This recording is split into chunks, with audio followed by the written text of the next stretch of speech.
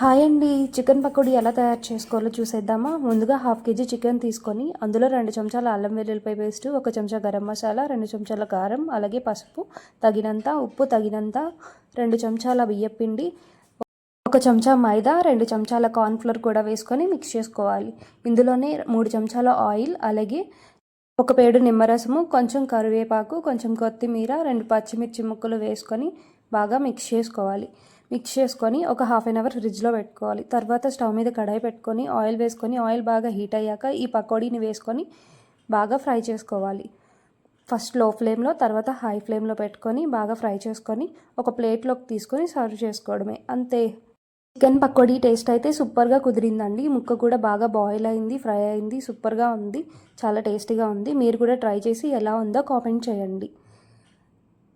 అలాగే మీరు ఏ ఊరు నుంచి చూస్తున్నారో ఈ వీడియోని కామెంట్ చేయండి. బాయ్.